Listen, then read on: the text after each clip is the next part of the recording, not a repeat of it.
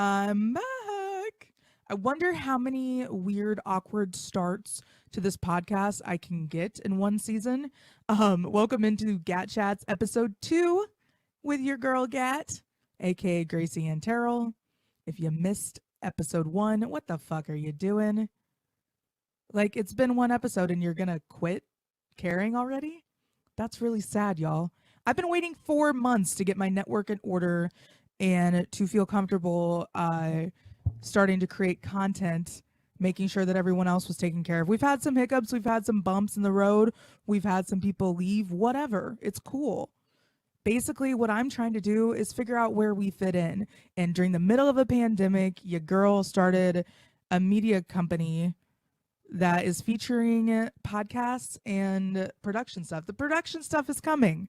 The equipment is coming. If you build it, they will come, right? Unless it's during a pandemic. Nah. We've had incredible luck here at Kansas City Podcast Network being able to create content remotely. We have a bunch of incredible creative talent on the network. And if you haven't checked it out already, please do. I know you guys are here for me because I'm so gosh darn charming, right? Now, let's be real. You guys are all here for Janet. So what we're going to be doing today is talking to my moms. This woman is a saint. She is a legend. If anyone tries to fuck with her, I'll kill them. That's not a threat. So don't fuck with my mom. My family in general, that's the one thing I get violent over. I used to get violent over everything. I mean, let's be honest. My last bar fight was in like June. So whoopsie daisy. But no, so my mom is on the show today. A lot of people have been wondering when she was going to make her appearance, but let's get some one thing straight, okay? This is not my mom coming on the show to talk about what a mess I am. She's not coming on as a comic relief. You know, before, when I was full-blown GAT mode, all we wanted to do was perpetuate this character constantly, running amok, being a disaster, telling all the funny drunk stories, and hey mom, remember when you partied with me in college? Woo! Nobody gives a fuck about that, right? If I'm doing a series, like I said, if you missed the first episode, I'm doing this first season of GAT Chats as a way for, and this sounds incredibly egotistical, but for me to be asked constantly, what's your story? Tell us about you. I'm just like, I don't want to. I want to have an archive, which, like I said, sounds incredibly egotistical and vain, of just who I am as a person, how I got to be where I am today, me talking with my hands. Where does that come from? I'm not Italian. Sorry if you're not watching the video. You should be. But all I do is talk with my hands and shake my head a lot. It's fun. But this is not the podcast where we're like, ooh, yeah, it was a drunken mess. It's no fucking, I can outdrink literally anyone I've ever met. On a good day where I've had adequate rest before, I know recovery hydration therapy will be there the next day. If you guys don't know about recovery hydration therapy, please look them up. They are cures to the common hangover.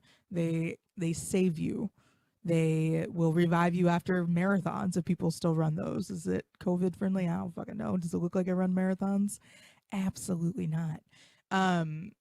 As long as I know that I'll be okay the next day, and as long as I'm not driving, I don't give a fuck. Like, let's go. You wanna keep going till 4 o'clock in the morning? I can do that. And it's natural. I don't need cocaine to be crazy. I mean, it helps, but I don't do that shit anymore, okay? We're not going into that. This is where a normal producer would step in and be like, shut the fuck up. Why are we talking about this? I'm telling you not to do it. Cocaine is for depressed people. Let's be real. If you have the opportunity to have a conversation with your parents, like on the record, documented somehow, and they get to say things like, I'm proud of you, which I'm not saying my mom said that, but she said that. Do it. Absolutely do it, because the only thing that I wish I had more of was stories from my grandparents' perspective and knowing more about them from their mouths. And video. We're in a day and age where we can, literally document everything. I think I don't need to go into detail on that one. Literally everything is documented. That would be cool, right? So I get into a little bit of that idea in the podcast. We're talking like my growth and development and how I've changed as a person, right? Because a lot of you know me as this like ball busting, abrasive, like, bitch, I'll cut you, do not get in my way type of woman. And while I still am that woman, so don't try me. I'm very much, I've faced death, I've gone through hell and back, domestic violence, sexual assault, everything that you can imagine would drag somebody down and pull them into the depths of not bouncing back. Don't worry, I can compartmentalize things. I can compartmentalize. We talked about my speech impediment. Y'all know what the drill is. Like, I'm not trying to hide it. Maybe the fact that I am stuttering means I need to slow down a little bit and actually tell this and give it the right amount of, time and respect. These subjects are not easy, right? So my mom knows I've been through all this, and she's been by my side through a lot of it, whether she knew that what was going on or not. And I wanted to show the softer side of Janet. You guys see her on social media. She acts up. Don't let her fool you. She's like, I'm shy. I don't like the camera. But you know what? It's funny. When she gets to roast me, she sure fucking loves that camera. So my mom gets to talk about what the questions that you guys asked are definitely being answered. And she also goes into a little bit about what it's like being my mom, what it's like raising me, how her views on what I do have changed, a little bit of her background. So it's fun. Okay. So it kind of jumps here and there. 2 people with ADD, 1 diagnosed, the other one, what's the fucking point? She's like 70. She's 65. She's 22. What would be the point of putting a fucking 60-year-old on Adderall? Like, at that point, you would just be like, maybe don't take this because it'll fuck with your heart. Because she's always like, maybe I need it. And I'm like, eh. Anyways, I'm not going to talk about my mom's health. We talked about mine. We talked about how I've been in and out of weird health problems my whole life, but how I'm better than ever. I'm healthier than ever. And, this was a big leap of faith. My mom has never wanted to do a podcast of mine in the past, mostly because she's never liked what I've done, right? She's always known I can do better. She's always known that I don't need all these counterparts, so to speak, to really shine my light and share my message. I don't need that. I always thought I needed somebody else. You know what? Funny story. I'm more than enough, right? So it was a therapeutic conversation to have with her. My mom is my best friend. My dad is my best friend. And even though they're divorced and they ruined my childhood, I'm just trying to milk, like, because when you're 32, you don't get Christmas presents, right? So I'm trying to make them feel guilty, like, it doesn't work anymore. They don't give a fuck. So, like, when your parents still get along, they still are the best of friends. They work together. My stepdad is very well aware of how much time and energy my mom spends here with me, and with my family and the business here. So it's funny, and she's the world's best momager. We don't talk about raw chicken gate, but she's still really mad that I have that Instagram photo up. So sorry, Mom. I'll try to do better. But will I? Hearing her tell a couple stories I'd never heard before, like the one where she tells me that, like, when she knew that I was going to be a handful, the story I don't ever think I've heard before. Pretty funny, and she really has just always been that rock in my life. So I'm excited for you guys to meet her. Without further ado, the one and only, the queen in my life, my mother, Janet Terrell Jubb. Speaking of exhausting, I'd like to welcome in my mother. Isn't that a great transition? Monly. Speaking of exhausting, You better have a drink. I can't.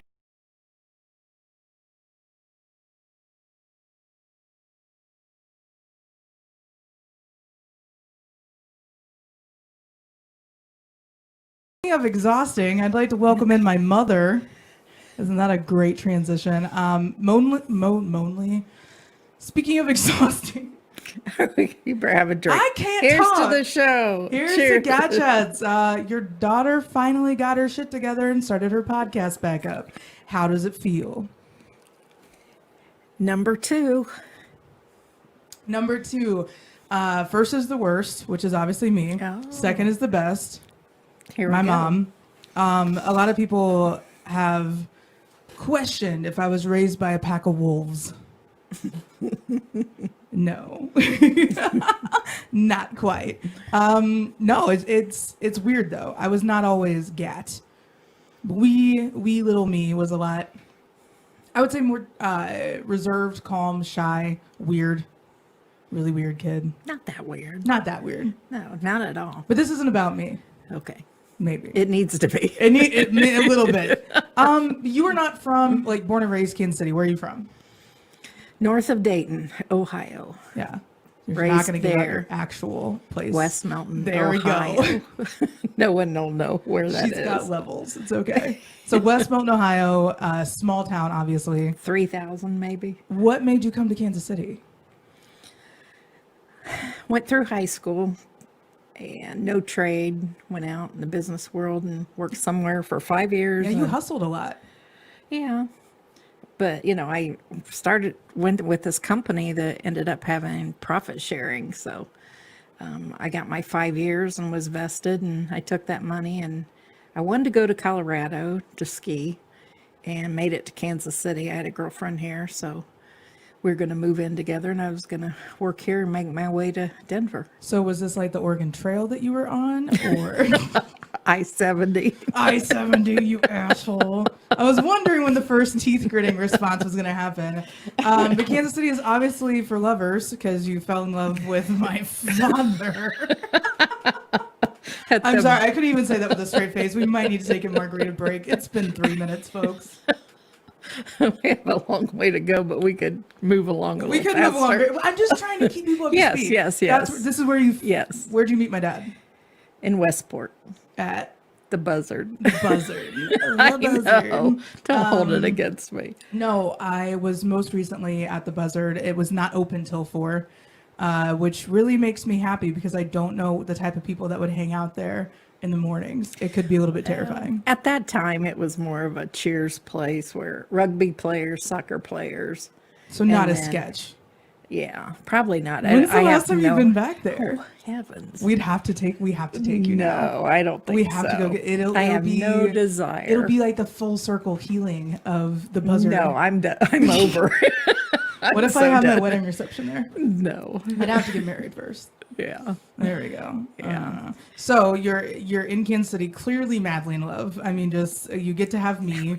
So I'm around. We don't have to go through the going down memory lane. If you could go back and talk to your 20-year-old or 30-year-old self, what would you tell them? Like in life advice, warnings to bet on games. I don't know. Wow, my 20-year-old self. 20 or 30. I don't know. Whichever one probably was more 30, tumultuous. yeah. Because your dad and I we were married like 8 years before we had kids. So Right. we did traveled and moved to Colorado, moved back, and life was good. I mean, it was fun and had a good time whenever we wanted. But Moved everywhere. What would I tell myself? Oh, I don't know. I didn't get serious about a career till I was 32. I mean, nothing really fell into place. And then I had you at 33. Well, I was saying that I didn't get serious about my career until 32 either. Yeah, So exactly. What's up? So, yeah. So why am I giving you grief? I don't know. Exactly. Oh, because I might trigger you a little bit. Uh-oh. Don't make the same mistakes I Dr. did. Terrell coming through. Oh, my God. That's But you've been funny. putting up with Terrells for a very long time. Yes. Like, it has not been easy. All of the 80s, you had just one of us around. Then and now you're stuck with one of us at all points. Yeah. So really, telling yourself something along the lines of like, hey, slow down, or hey, don't worry so much about friendships? Or did you have fear of missing out before social media? Was there any like people take pictures and they're like, look what all the fun we had at this party, and you're like, why wasn't I invited? Oh no. I mean, there was your home phone and that was it. I mean, I worked at Bell and had the phone to carry around, but everything was for business. So truly on the weekends, you truly had your weekends. And What was dating like in the 70s and 80s though? I did not date. 'Cause you just worked. Oh, yeah. Yeah, I met your dad. Yeah. Like 70s. Because I just imagine it's like Saturday Night 70s. Live. You're Oh, just gosh. sleeking around in like telephone like gosh. booth stations and be like, hey, is so and so there? And you have to like track down people. Oh yeah, you have to make plans the week before to meet up with everybody on the weekend. And I hung around with groups of people, which was more fun. But dated within that group. But you'd go off and go to hydroplane races or all kinds of stuff. Covered So- wagon races. Oh, shit. Land runs. Are you kidding me? We just went and we threw sticks in the fire and saw Yes. which one left. Really? I- Went to really? concerts. I mean, we did all Yeah. kind, You loved music. Yeah, I So did. that's why you don't like listening to classic rock now. I made you listen to it so No. much. But this Yeah. woman, don't get it twisted, poisoned me with Don Henley, Oh, Jackson Brown, Fleetwood Mac, like Tusk just- version. It was all like good music though. Like at the Yeah. core of it. It wasn't anything terrible. But it just like made me laugh how, what was it, Pink Floyd was your first concert? close. I think the Bee Gees originally, but yeah, that didn't count. That Yes, was it like does. That's a huge name. Oh, just the fucking Bee Gees. well, it was like a high school thing where y'all went out together, date and went down to the convention center and sat in your little seat, and it was totally. Do you remember when I called you from Charlotte, North Carolina, and I had just met Joe Gibbs of Joe Gibbs Racing when I was down there doing job interview stuff, and I thought he was Barry Gibbs, and I told someone that I met Barry Gibbs, and they're No like, way. "Why would you meet?" Okay, then they're like, "Sweetheart, you are in Charlotte, North Carolina. You are like Racing. Speed TV interview. You met Joe Gibbs, not Barry Gibbs." And so here I am, this like sports trivia, thinking that I know everything. I meet Joe Gibbs, who's won Super Bowls with the Washington football team. And I'm like, oh my God, I just met Barry Gibbs, you guys. Like, his name is on the fucking building. But anyways, I digress. You got to see the Bee Gees. Was it when they were super famous, or I don't know. remember. Yeah. I really don't. was it It's just a like- blur? Yeah. I mean, I just know I was there. I remember who I went with. Yeah. Sit down folding chairs, and then you go to Pink Floyd concert, the next one in the stadium right off. In Cleveland, right? Yeah, Lake Erie. Before Cleveland had AIDS. Yeah, Money had just come out, the album, and talk about having your eyes wide open. It was cool. I had a teacher in 6th grade. You remember him very well, yeah. Mr. Long. Obsessed with Pink Oh, Floyd. that's right. He also, I don't think this would fly nowadays. I'm just gonna put that out there. Are you gonna I talk don't- about? No, I don't think you could show Vietnam War photos, like Probably slideshows, not. Yeah. in classrooms anymore. He showed us pictures of him in Vietnam, and we're just like, oh, okay. Or the slaughterhouse. Or the slaughterhouses. And then he's the person who taught me how to meditate. no way. He was, so we went out Trailwood, like Trailwood doesn't look anything like it did when you and I were there, Oh, right, obviously. right. But we were out in the playground, and he was like, okay, everyone, sit in a circle, be quiet, focus on one noise only, and focus on that for 5 minutes. And so I heard a cricket, so I focused on the cricket. I learned right then and there how powerful it was to slow your mind down, and how at ease I felt after that. But Wow. I think he started my kookiness. I don't know. He could have, but could've. you needed it probably. Probably. So would you go Yeah. back and tell yourself not to do as much LSD? Would you go back and tell yourself not to do? Man, you just went, you're all, we gotta answer the question sometime, Janet. Hello. hello. It's a simple question. I would tell myself stay on the same course. I mean, things wouldn't be where they were today, where they are today. Mm-hmm. And I don't think I'd change anything. Yeah. It's kind of hard to, right? Yeah. Yeah. It's like everything happens for a reason. Yeah. We're one of those families, I think. yeah, I Yeah. think so too. Yeah. I dig that though. And that's it. Like success can be defined by many different parameters. I feel like our families have ebbs and flows of different times in our lives where we're all doing really well, we're all over the place, but we're always there for each other, even though I'll pick fights with you on the internet. How does that make you feel? I don't like it. I don't like it. Yeah, I don't yeah. like it. You know, and that's part of being more mindful and being more aware of your surroundings. I feel like our relationship has improved and gotten so much better over the years. And I don't think people really believe me when I say that I was like a shell of myself for a few years. Oh my gosh, yeah. I just wasn't the same.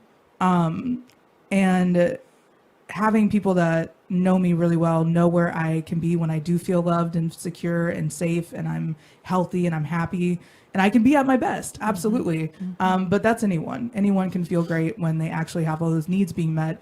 You know, when people start to get trapped in their own feeling sorry for themselves stuff, how have you come out of situations before that have been kind of like overwhelming at the time? You're like, I am never going to get out of this. I'm never going to recover. Right. How can I bounce back? I mean, what kind of advice have you been given or told yourself?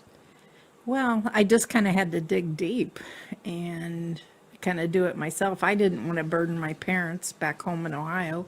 They couldn't help through, anything. Right. Probably more the time that I was 40, getting a divorce, in a marriage for 14 years and had a kid. And I really just had a good cry in the shower. And I've always taken the thinking that things will look better in the morning, no matter how dark it looks at night. When you wake up, something's going to be, whether it's an inner strength, it's higher power, whatever it is, something's going to see you through it. I agree.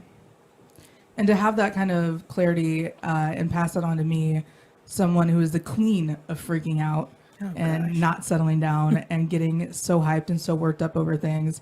I think it kind of started hitting when I got off social media for a month last year, just how toxic it can be to your mental health and how it can just be overwhelming to the point where I haven't shared any of my actual life, like my day-to-day real life on social media in years. I used to complain about stuff like 2014 is when I started the podcast. I started taking advice from people saying, okay, I'll be more of a brand. I'll be less of an actual person and kind of remove that side to it. How do you handle all the shit that I say on a daily basis? You're just like, good God, really? Well, I've seen you grow, and it's an emotional grow also that has been, it helps me not worry as much. And so I think our relationship's gotten better because the lack of worry so much. I mean, it started at early age. That's what everyone, like literally on Twitter, everyone, the single most asked question was, when did you know this was going to be a problem? Meaning me. Yeah. I think it was back to high school, right about high school time. And you and Aaron, the Wildcats. That late? It took you that long? No, I mean, I knew before that, but I mean, because it was mainly you and your dad, and then Right. it was just like, whoa, I I not yeah. only have one child, I probably have two. Yep, you sure do. And watching your daughter drive off on the weekends, and it's just like, oh my God. Here we go. Your daughter's in Manhattan, Kansas. Oh, good. Yes. So glad to hear Yeah, that. I wasn't so- arrested. I was just. Well, I was always trying to find out, and that's probably something I should tell my 30-year-old self is, you don't know where your kid is, don't worry about it. No. Oh, okay. Well, in that case, really glad I made it out of that one. No, but that's it. Like nowadays, you can you at any given point can track me and find where I am. Yeah, that's true. And so it's like the era of privacy is gone, but I still feel like kids do dumb shit. Oh, they just do. are smarter about it. But everyone's always evolving. Yeah. Did you ever sneak out of the house? No. What? I don't think I ever did. Oh, hell no. What? Like that's what I I don't don't know. understand, because I'm like, I'm trying to figure out like in the spiritual world of things how I fit into coming back into your life. Like I don't think I'm karma for you because you didn't do anything wrong. Like you've been a saint. Well, not really. I mean, I lived at home till I was like 21 or something like that, but I was working. I had a job and went there every day. They put my bedroom downstairs because my other two sisters were in high school. Yeah. And I was coming home Late at night, late at a night little bit drunk. or whatever. Yeah. And so I just, but I stayed within the boundaries, could do what I wanted in between the boundaries, Yeah. and they wouldn't look. So Right. It's a was- harmless existence. I just figured that out at an early age, unlike other people I know. I could not sneak out of your house. There's no way. Probably No. the one on Howe. Yeah, no, yeah. but not so much. There's Probably absolutely no not. way. I'd be Well, like, you just never came home. yeah, and then I would just be I'm like, at Aaron's bye. house. I'm somewhere. Yeah, having I'm with a it, partner my in dad. crime like that, and she was shadier than I was, and it's weird. It's Oh. like, what? Come on.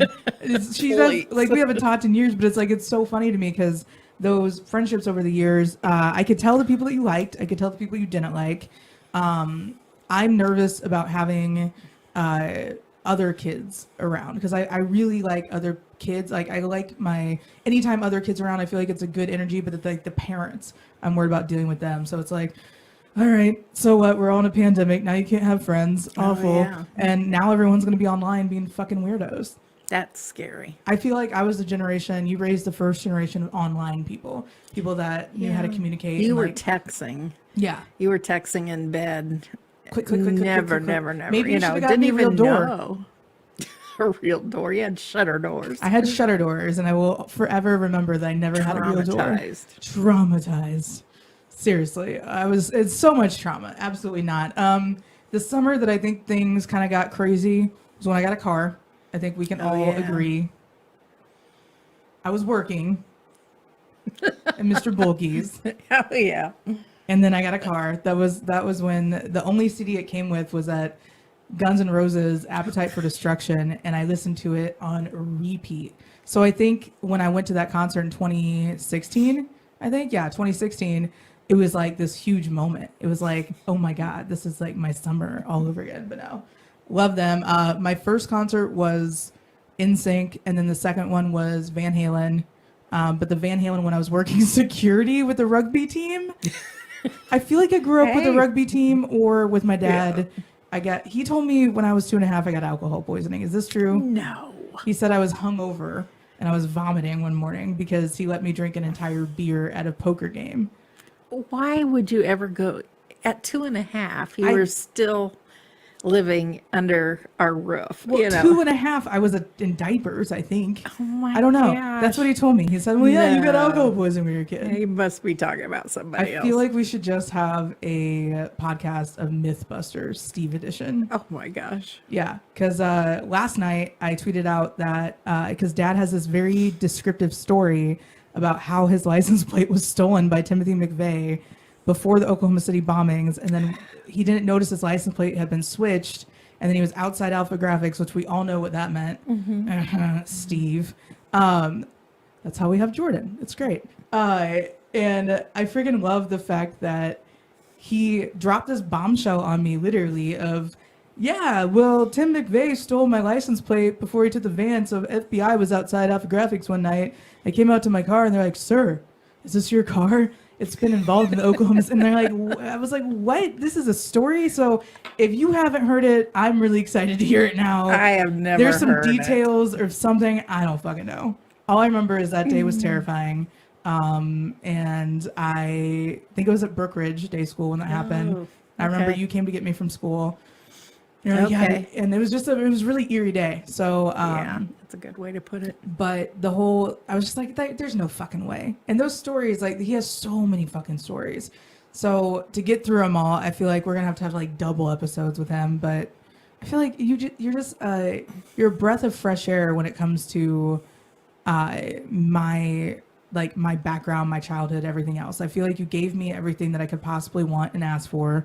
You also showed me how to be a hardworking single mom, and you did it without like dating and being like, I don't know, like, how did you find, because that's the thing, like, I'm so social and I'm so like on the go. I fall into relationships. Like, I don't mean to date somebody. I end up doing like the puppy situation. We all know what that happened and ended with. We don't need to go there, but it's like, things like that. I'm just so eager to be like, oh my gosh, love me. But then at the same time, I'm like, no, don't. I have so many walls built up. How did you go all those years raising a teenager, doing all that, you just didn't date. You had you were just working outside. No, just working, and we had work that involved weekends sometimes when we had cutovers, and so I got Mrs. Morrison to help me out when I traveled and did And big Dana. projects. Remember Yeah, Dana? Dana down Nashville, and there was a lot to work on, and there was my job, you obviously getting along with your dad, and we made a point of getting along. And it took several years, but I mean, we ended up vacationing with you, and Yep. and I thought, and then one of the doctors through therapy, afterwards, said the biggest thing you can give your daughter is every time I say something negative, it hurts your heart. So just try to be The most positive beam of sunshine. That's what she was. yeah. So I mean, we both had to work on. There were good days and not good days, but Yeah, a lot of people don't understand that because they see family holidays and stuff that, of course, I'll put on social media. And they're like, don't yeah. put this on the internet.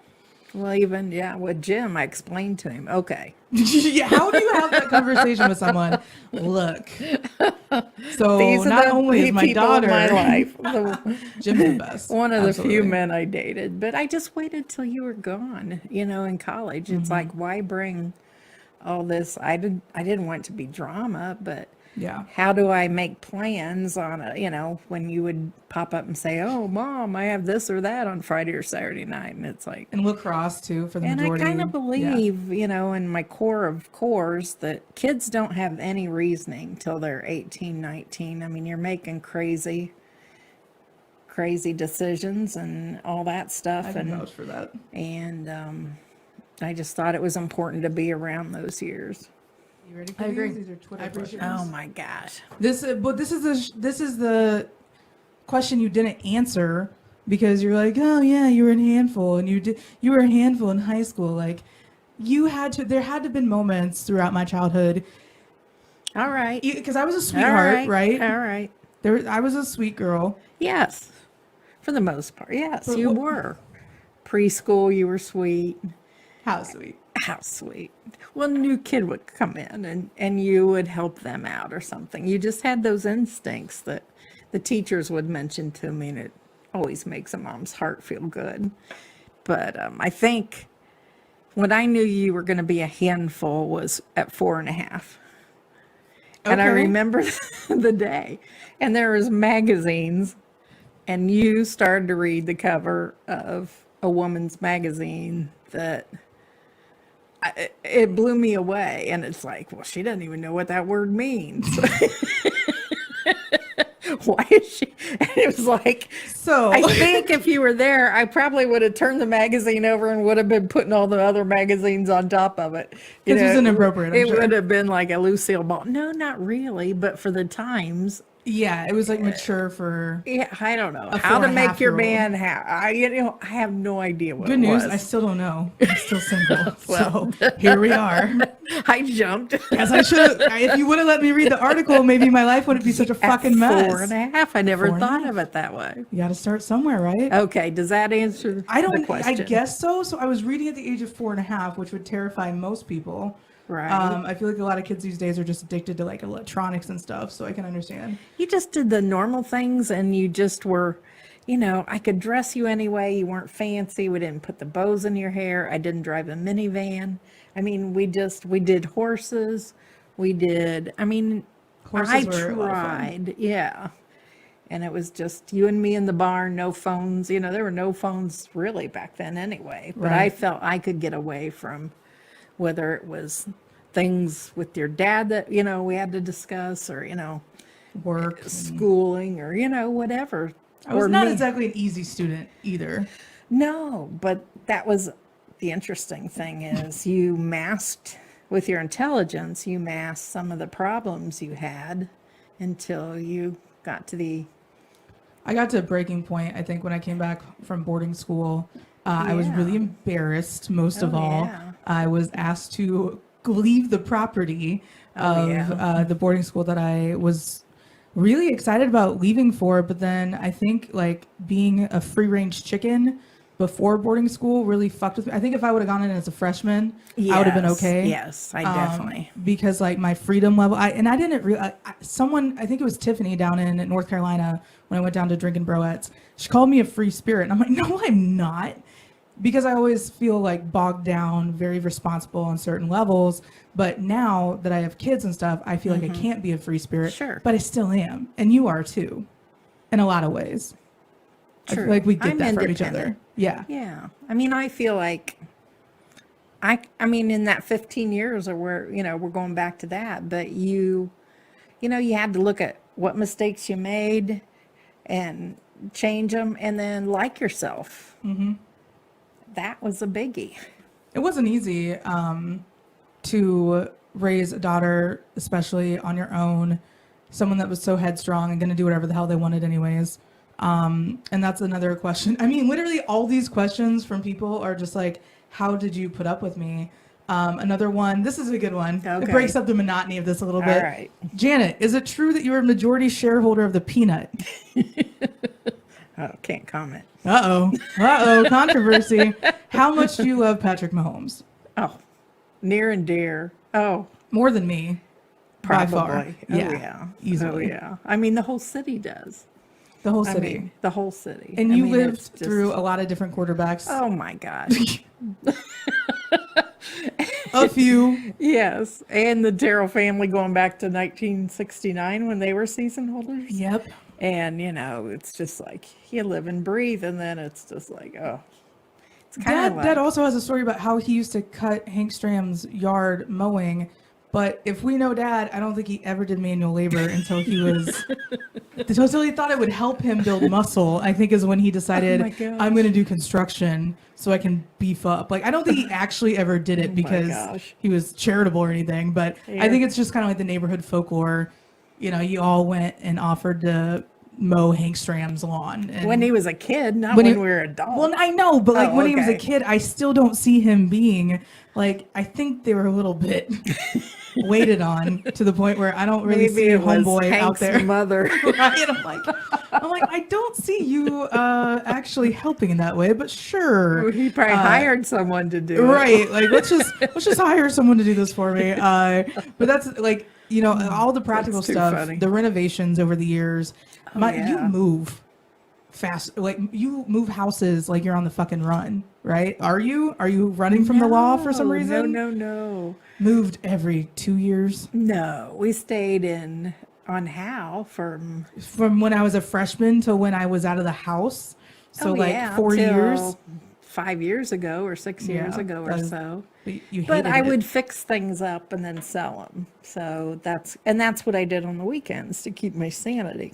destroy things and build them again. Yeah, I get like to paint and Yeah, and the houses always looked great. They were always tremendous. Moving around was so much fun. well, we moved to Nashville for my job. Yeah, people there Yeah. surprisingly still weirdly racist. Strange, right? Oh gosh. I mean, we haven't been back in years. No, I went back and I can say that nothing like the schools have just gotten weirdly worse. The neighborhood that we lived in was weirdly vacant. Oh wow. And just like it was just really strange to see it. And Antioch's completely different than it was. But like moving around like that, being all over That's the right. place. Then we came back and we rented a house for a little bit until I could, because I didn't sell my house in Nashville for a while. So Yeah. we had to rent until that sold, and then I bought another house. So Yeah. yeah, I guess we were moving a little You're bit. a free spirit though. Yeah, If you want to do something, you're going to do it. There's not. that's true. You put your mind to something, it's going to get done. And you've always been that way. And I'd like to say that some of my hard-headedness comes from that. But with friendships and stuff, you see me over the years get super involved in friendships, kind of wane in and out of them, kind of like I get very much, I want to save people, I want to help people. And I feel like you were kind of the same way. You wanted to help people, wanted to get them on their feet, and you always had a soft spot for people as much True. as you don't anymore. Next question. Next question. No. Wow. Okay, we got our first next question. It had nothing to do with me being naked on the internet. Oh gosh. Uh-oh, here we go. Here That's we a go. whole nother session. What is your favorite thing about being the mother of Notorious GAT? There's a lot of proud moments. It's been a learning experience for you, but the charity work you do and a few of the friends you've made are really genuine, great people, and more than a few. And I feel like people kind of flit in and out of each other's lives at certain times for different reasons. And we're totally different people too. Yeah. I mean, you Maybe we should talk can about that a little bit. have 100 friends and I'll have 2, and be happy and think the world of it. I mean, we're just, what is it? Our stars are different. You're Capricorn sun, Sagittarius moon, Gemini rising. So you're just like all over the place. You want to be that normal, responsible adult because that's what you know and that's what you've known, and the authoritarian kind of mother role. And then you have Sagittarius moon, which means your emotions are kind of attached to adventure and experiences. And then you have Gemini rising, which means you're just a two-faced busybody and you're the worst. No, I'm a Gemini moon, so I feel like your Gemini rising and my Gemini moon kind of match up there and just square off.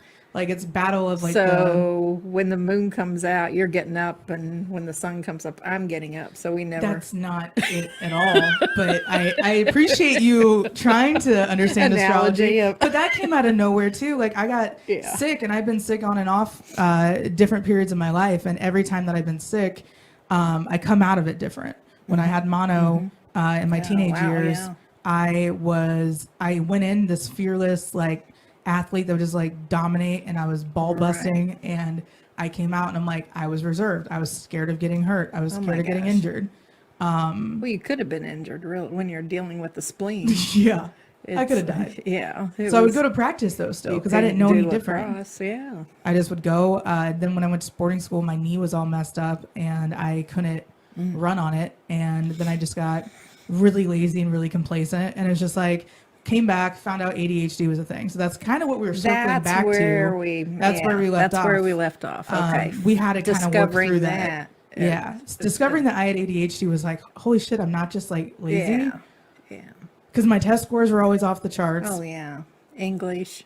Not to brag. Even though the speech impediment, you already covered that. I kind of did, but like, I don't really, because they thought I was deaf, right? Like, no, they just go through that testing process. Okay, so that's that was what they do. Okay, that's what Dad told me. So once again, I don't fucking know what I did during my childhood. Well, I got you ask your dad too many questions. Because I think he just makes shit up. I think he'll just be like, "Yeah, actually, that was it." And then he just goes back to doing whatever he wants, just so. No, that's just part of the process. Yeah. But a teacher came to me, 3rd grade maybe. Okay. And just said, "I can't understand her," and of course I'm with you all the time, and. Speech therapy was available. So yeah, it worked. Yeah, you worked hard at it. It was the one thing that I think so Chiron is your wounded healer in astrology, right? So Chiron, it shows where you're going to have the most like needs for healing and places of your life that you really need help. My Chiron's in Gemini, communication, in the 12th house, subconscious. It's subconscious, speech impediment, communication. So it's wild that I had that. Dad's is actually in, I can't remember what placement is, but it's a placement of issues with stepping out of your parent's shadow. So that's pretty strong. And I'll talk to him about that a little bit because he doesn't believe any of that shit. I still don't think he thinks that I have ADHD. He just thinks that I could probably use some more coffee in the morning. Like, I don't know. I think he's such a machine and a robot when it comes to work. And you put so much into your work and your relationships when you are working. So when you lost your job, that was a huge loss of identity, wasn't it? Oh, gosh. Because you were your work. Yeah, definitely. Not climbing the ladder, but I was always given the opportunity to learn new technology. And that was the thing that was so fascinating and just kept us as a team together learning and what is that word that you just rebuilding or rewiring or yourselves to go from one thing to the next I can't think of the word right I think now. it's almost like learning Yeah, but that, you just had to stay current. And everybody does it. And everybody does it today. But yeah, it was the people, it was the whole environment. What It had were been those like, I don't know how to ask this, like, what were those ebbs and flows like? When you were truly going through it, when you were like, holy shit, I lost the one thing that I know that I do every day. And you're such a routine driven person too. That would have been difficult.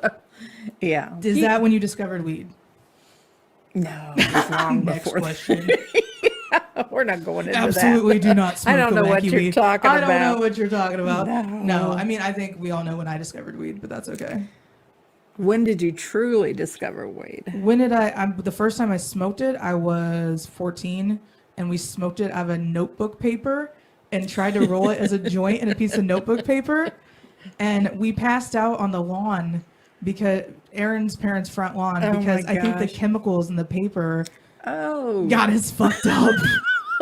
Like, I don't even think the weed was not that strong. The weed that we smoked back then was like the worst. my gosh. Absolutely. It was Oh so my bad. gosh. It was like that weed you had at Thanksgiving. Speaking of which, Kovac wants to know if he's invited to Thanksgiving this year. Well, I think we're in our house, and Yeah. if people can gather, we will be gathering. Right. If it's safe, obviously. But we live one day at a time now. I know. And it's weird. I Because know. even yesterday, I'm like, we'll just see where we're at tomorrow. We'll just see if we can do this Wow. tomorrow. Like, Yeah. who the fuck? You know that I have Yeah. been planning my life out day by day by day, week at a time Right. since 2016. Right. That's how I live. That's how I operate. I'm insane. Where did I get it from? Oh, I know. No. I don't know anything. Steve about doesn't that. use a planner. So, Miss, I have Ooh. 40 planners And 40 lists. and sticky notes all over the place. I just remember these tiny post-it notes with this tiny elf handwriting. This like tiny, like if I feel like if you wrote smaller, the list wouldn't be all over the place and like chaotic when there's like 40 tiny handwriting notes everywhere. Well, I probably just wanted it to cover up one day. I didn't want to cover up all my other Yeah, days that yeah. I had writing in That there. makes So sense. who You're fucking knows? strange. It's Who okay. knows? And I think like having that day by day thing, it slows us down. It makes you and I communicate a lot more. I FaceTime you every day. Yeah. Some like might say it. that that's overbearing. I say it's love. Yeah. How has it changed in the last few years with, I guess, since you haven't been working a traditional job? Have you explored new hobbies? I know that you love antiques. That's what you're doing now. yeah, What is that?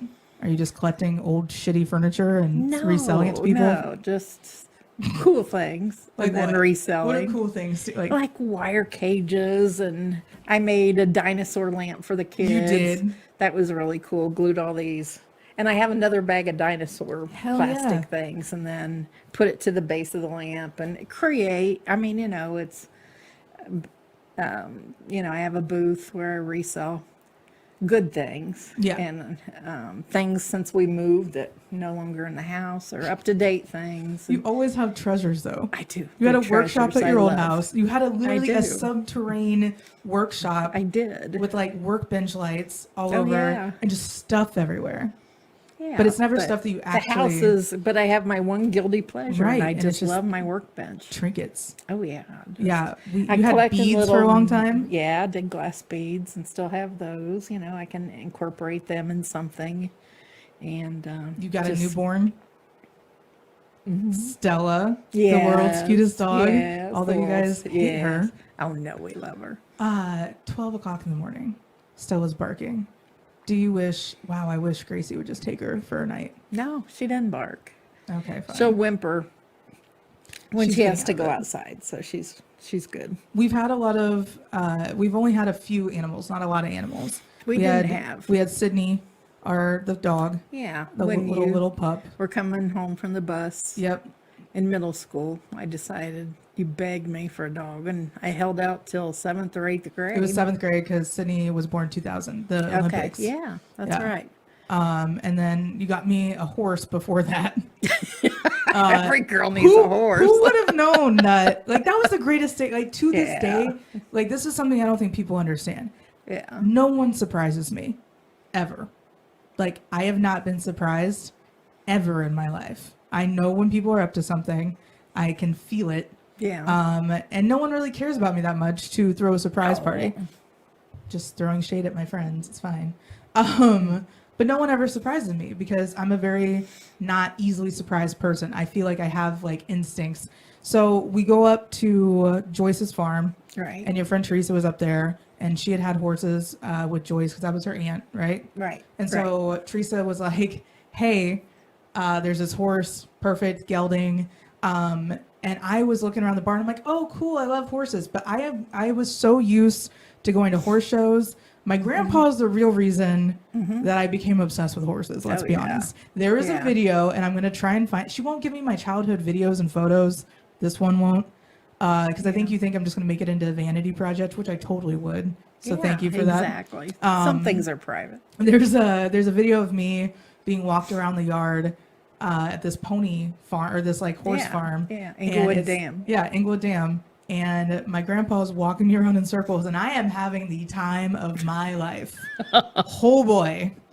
I was like, It was well, a now great big field. it was huge. It was Yeah. this huge, and it was like you would literally see him walking and talking all the way Yeah. around it, and he's just like, "Here we go." And then the Yep. next thing you know, Grandma surprised me by taking us to the Oh, Ohio yeah. State Fair. Right. And they had peanut butter Well, ice cream. Dayton Horse Show. Dayton Horse Show, not the Ohio State. I thought it was a state we fair. didn't. Yeah, it was over in Columbus. But yeah, the Dayton Horse Show.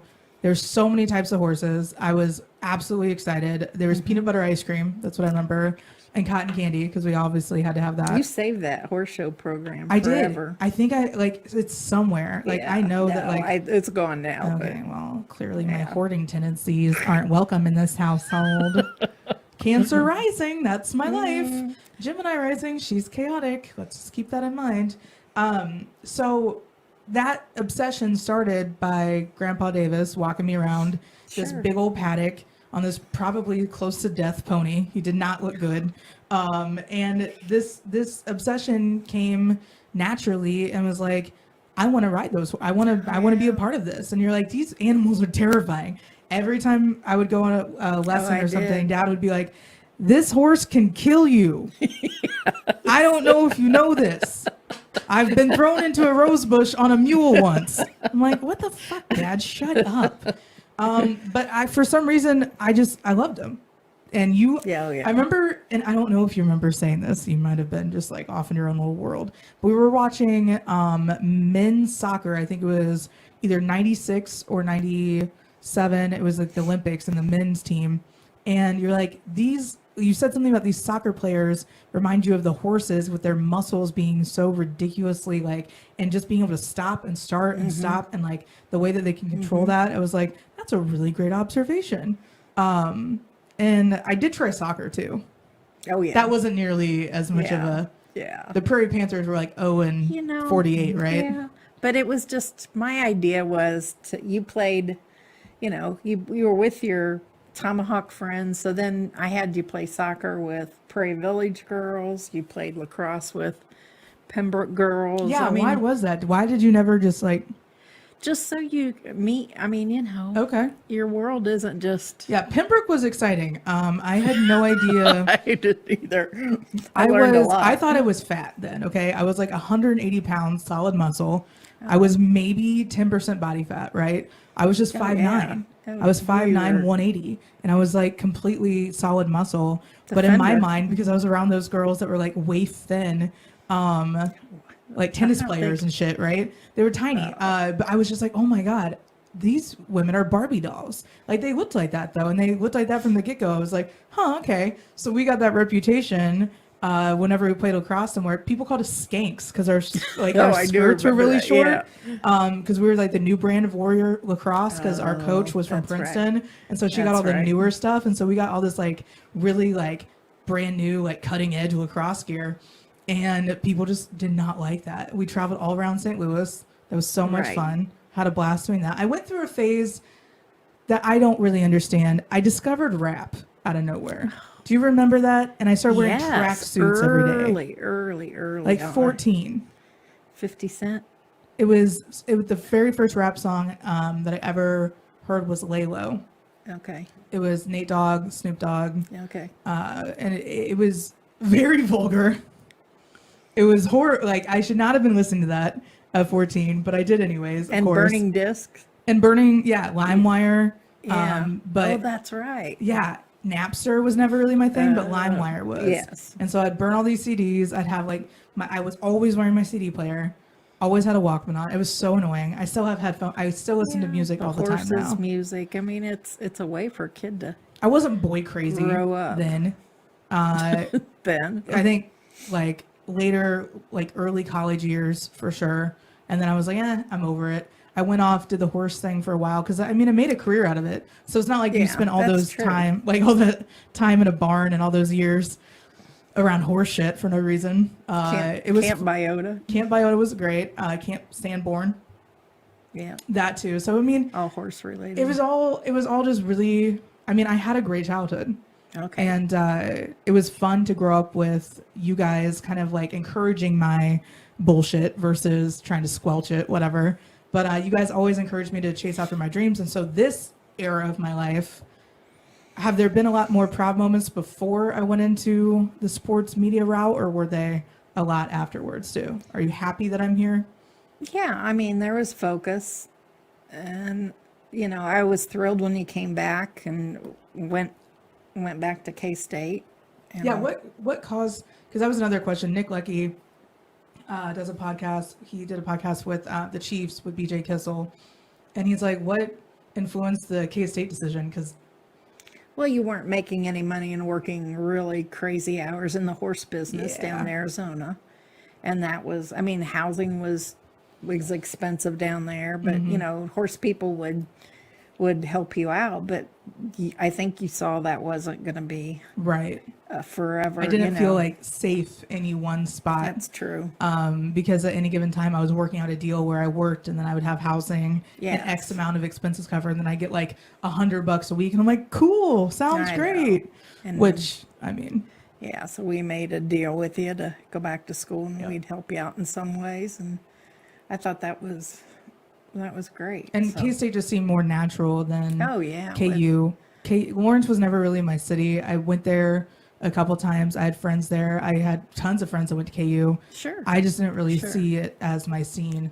Your dad was big on KU, but Right. you made your own decision, and Well, was Dad didn't go there. It's accepted. not like he could say anything about no, it. Yeah. but didn't his dad go there? Yeah, med school. and Med then, school, and then I'm he probably followed their basketball or something, I'm sure. yeah, because 2008 many, I was many, in many years. Burbank, and so that's when I was. Oh, that's right. That's when the KU won national championship. So I was like, That's oh, cool. I true. had a shirt on and everything. That's I was out at right. the LA Equestrian Center. And that was a weird bit, but like coming back to Kansas City and K-State seemed natural because K-State, like I grew up a KU fan. So K-State wasn't, I kind of made fun of K-State a lot, but going there, I think you kind of experience like the family vibe. And me being big fish in a big pond here in Kansas City versus me being big fish in a small pond in Manhattan was like, I mean, it just Yeah. felt like night and day. So I think that was a huge part in my formative years for sure. And then coming back to Kansas City, family's always going to be here. Family's incredible. Kansas City is home though. Yeah, you love Kansas City. It's hard. Everybody knows that. Yeah, it's hard for me to imagine being anywhere else, being raised here was probably one of the best experiences of my life. And I appreciate you even providing that lifestyle. It's not that this character that I built up, GAT, is kind of a pain in the ass. I don't know if you've caught on to that. But There's definitely, and there should be two different people, but it's hard for mother to keep that in mind sometimes. and you listened to my first podcast. I just said, fuck it, I'm going to do it live after I made Sarah come over and record all that shit. I was so surprised that she didn't murder me. Like when she's like, hey, I'm going to come over Tuesday and work from the office. I'm like, cool. Sorry for everything I put you through. Because I wasn't comfortable. I was like, I'm going to be on the microphone again. Oh, shit. I was sitting in that chair like, hello, it's GAT. Welcome back in. And so just ripping off the Band-Aid and going straight into it. That's what I'm known for. That's what I'm best at. And so I think that's what I had to do when I came back to Kansas City was like, all right, I'm going to fuck up a little bit. I'm going to figure out what I don't want to do. And then you come back to, Yeah, it'll take off. I mean, you're going the right direction, I think, for you. That's a very big statement. I appreciate that. You're Thank you welcome. so much. We're going to take a short break, and after this, we're going to get back to some current questions, some more fun stuff, and then we'll let Janet escape finally. Who's one of your favorite Hollywood, like not Hollywood, but like famous people? Have you ever liked anybody? Martha Stewart? I like, that's a good question. I don't idolize. I mean, I think the world, I mean, Lady Gaga or things like that. I mean, cool people. Cool people. No Madonna, no. Yeah. Do you share No. the same hatred that Steve does for Madonna? Because his Facebook Ew. statuses are hilarious. About He Madonna, hates Madonna. He loves Lady Gaga because he thinks that she's he ahead of the makes time. comments about Oh, it. he makes full on Facebook rants to the point where Kovac has been like, yo, I didn't realize Steve hated Madonna so much. I'm like, I didn't realize that either. Until he's like, Madonna's a low life piece of scum. She could learn something from Lady Gaga. I'm like, wow. Whoa. I mean, I agree. I guess I've seen him go off on, I don't know what. A lot of things. He goes off on a lot. He blocked you at one point. Our family It's is very good possible. at blocking each other randomly. Me, mostly on different social media and phone numbers. So like when people get mad that I have blocked their phone number, I'm like, I do this to my own mother. Please don't be offended. And it's not like I'm bragging about mistreating you. Sometimes we're just too toxic for each other and we're both like at each other's throats, so it's not fun. No, I worry less if I don't see. Yeah, you do. I'm a lot to deal with.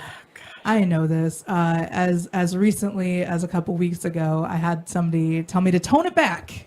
Yeah, I Tone like it down. that. Tone it back. I think I wish I would have learned that 20 years ago. Yeah. Tone it back, child. Tone it back. I do really well at toning it back. Now I do. I like to think I do. No, it's been 2 weeks. I still need reminders. I still need people to keep me on track. And that's what I think that you do a great job of, where dad hypes me up to a point where he's like, well, holy shit, look at you. You're like, well, I still remember the good old days. But you've had some proud moments over the years. We alluded to that. Definitely. Are there any proud moments that have nothing to do with like my career stuff or me just getting better, I think, in general? Wow.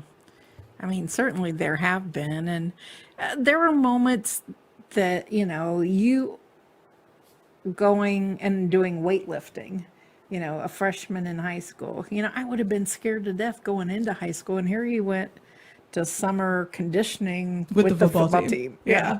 And then it was just like, what? And there was proof because I was on the neighborhood news yes, of the Kansas City yes, Star yes. fighting. I was a poster child of fighting obesity. Because it said, it was like literally an article about keeping kids active in the summer to combat Yeah. obesity. And It here I am wasn't like, my idea. oh, I know. But I was like just posing like, hey, on the crunch machine because that's just what I do.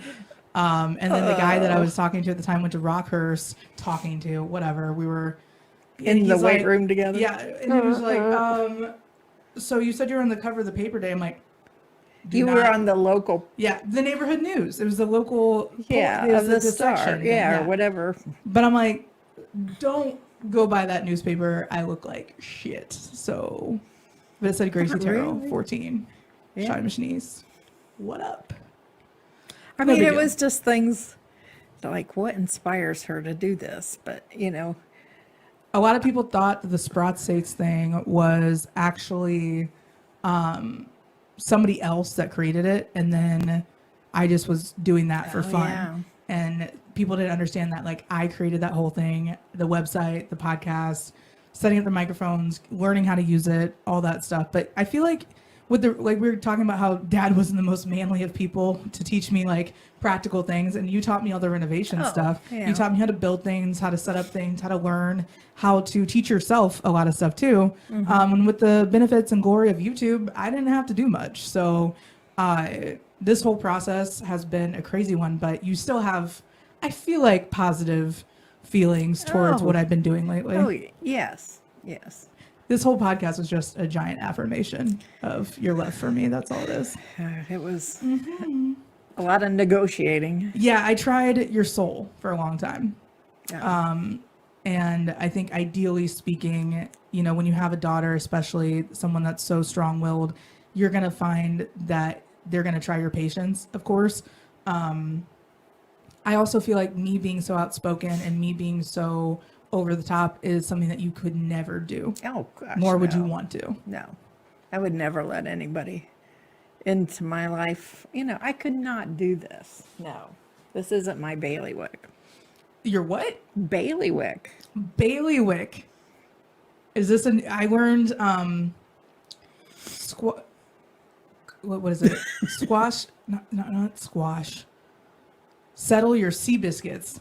Oh, I Was never when I heard learned that from one. Heather this Right, weekend. right. Settle your sea biscuits. It's like hold your horses, because she's like, well, people always say sea biscuits the horse. I'm like, but doesn't that sound like hold your horses and sea biscuits a horse? Oh, I don't know. I'm not very smart. I a just know southern words. thing, maybe. Yeah. It might be a southern thing. I think the majority of that life and that the stuff that she would say, like the sayings, were all very southern. But no, and being a parent of someone that is in the public eye on some levels. I mean, you saw me go through the ebbs and flows and the heights and the highs and lows of it all. Where would you say that I'm gonna be like happiest? If you could pick something for me to do for the rest of my life, do you think that I found something that is sustainable long term? Good question. See, these are my stalling tactics too. I don't know if I ever explained to my mom this, but whenever people would be on sports radio shows and I had not done my research, or I had like been doing something else, like up until the moment they called, I'm like, oh shit. I'd be like, you know what? That's a great question. So I just gave you another 20 seconds of time. So here we are. Yeah, I don't know what it's going to lead into. I know you'll land on your feet. That's the core. And I mean, define success in your mind. well, everybody has a different opinion of what success is. So mine is personal. Yours is probably not so personal because you'd tell anybody. And you know at the top of your head, you know what that is to you. But I just have more tranquil beliefs and thoughts and More humble. way to live. Way more humble. Yeah. So sure. it's hard to express. And I didn't get a list of questions before I came here. I know, but like that's also my fault. But no, I wouldn't want to prepare for it. I mean, if it's something I can discuss, I will. And It's but an honest answer. yeah, it's just like you land on your feet, and every day's a new day. Every day is a new day, and pandemic wise, we are living it. Yeah. I mean, my end goal with this is to highlight voices that might not have always gotten the exposure. I think that's the important piece. And I didn't mean to interrupt, but Please do. where you're going with telling people's stories, I think that is very important. I would like to just address, because I think in a different realm, Grandma Davis is watching this and talking amongst herself. Who knows? I have a really funny story to tell you after we are not on camera that happened today. But I think that having a child like me in your life can be very overwhelming and very over the top. I feel like you might have been that rambunctious, rebellious child on some levels too. But I think it's really cool, no matter what, that like I would have loved to hear grandma's stories, you know, growing up, and the things that, because we always have these family stories, right? And we've always had them passed down. We know about great grandma Grossnickel and how you guys would go there, and like there's a bakery involved and like all that cool stuff, right? Imagine people still being able to have their stories and memories shared via video and audio to pass down to their family. And that's my end goal. I want to be able to share people's stories in their last moments, or maybe not even their last moments, but like moments where they're like super energetic and want to share. And I want to be a mindful service of being able to share those stories with people. So I haven't expressed that until this very interview, but that's where I see my media production heading. I don't want to focus on sports. I don't want to focus on the glamorous shit and like the who's who of Kansas City. I've been there, done that. They're not that interesting. A lot of rich people are horrible fucking people. I'll just put it that way. But there's also circles that are incredible, that have gotten me in to be in the career that I'm in today, and people that have let me in and mentored me over the years. So I don't want to say it's all bad, but like to stick on the superficial and topical, it just doesn't seem like me. Yeah, I think there's a big disconnect here. I mean, everybody has their phones. They go to their phones, and it's, I want my grandchildren to say, "What did you do for fun, Grandma?" Or no one really cares about the past. And I don't, but there's just so many people in Kansas City, whether it's a sports figure and their special grandma, or these are life stories, and I think they're important for people to hear. And now the media, I mean, it's something positive too to listen to. I mean, I won't watch the news hardly anymore. It's just too depressing, or one-sided, or two-sided, or And you see people that watch the news and they're so consumed by it that they can't get out of it. They're crazy. I mean, I had an aunt that watched the Weather Channel all day long, and now I know why she did that. I mean, it's the only thing to watch. It's real. You can't. I mean, you can try to fake the weather, Brian Busby. We were on to you. I know. I can't help but be a Gary Lee Zach truther forever and always. We're both. This. I know. Absolutely. Buzz Bomb, we call him. And that's kind of cool because like I see the people that I grew up watching on TV because you raised me here in Kansas City, and now like they kind of look at me as a peer, and I'm like, what the fuck? Who do you follow? I mean, I follow Sunny and Stormy, or Mahomes Steel and Silver. I have those on Instagram, and they're the best. And you see a glimpse of whatever, but it's fun, uplifting. It's just like, there's a real world out there. There is, and living through all the tumultuousness. I'm not discrediting what's going on in this world whatsoever. I know that you aren't either. Right. There's some serious things. There are. And I think that our family, without saying, and I'm just going to speak on this for both of us, we have always lived in a world that has been very blended and very not based around physical appearance. We've always been, our family is very all over the place. We have all different walks of life. And I would have to say that I'm really, really proud of the way that I was raised and the way that you guys raised me, and to understand as much as I did at such an early age without going through any sort of traumatic experiences really says a lot to you guys. And I think it's incredible that we are in this time now where we all have to slow down and hang out more. You move closer to me, and I think that's for a reason, right? I'm not moving again. You're not. This is Jim. I want you to hear this right now. She said it on camera, so therefore she cannot back out. She is not moving again. Right. We thought different city. We thought, we could move anywhere. Where else would you go? Nowhere. No. Kansas City's home. Yeah, it is. Kansas City forever. Yeah. I'll be here forever. Well, you were born here too, so it's. But I might as well be. You might as well. Yeah. The majority of your life has been here. Yes. And while I'm here. Oh, yes. I don't think I'm going to go national anytime soon, but if I do, I'll let you know. You'll still be based in Kansas City. I'll still be working right here. If I go national, I'm like, I can't leave my basement. Right. I'm sorry. All right, guys. Well, thank you, Mom. This has been the Janet Terrell Jubb. Do we want to add the Davis in there too, or no? No. We don't need all four of your names. Has this been traumatic for you? Has this been good? Traumatic. Okay, perfect. Wonderful. Honest answer. Can't wait to have you back. All right, guys. No. Once again, no, I'm not coming back. I love it. All right, guys. Once again, for Kansas City Podcast Network and everyone involved with this daily operation, I'd like to say thank you for tuning in, and thank you to my lovely mother for being here. We love you. Lots and lots. Love you too. Oh.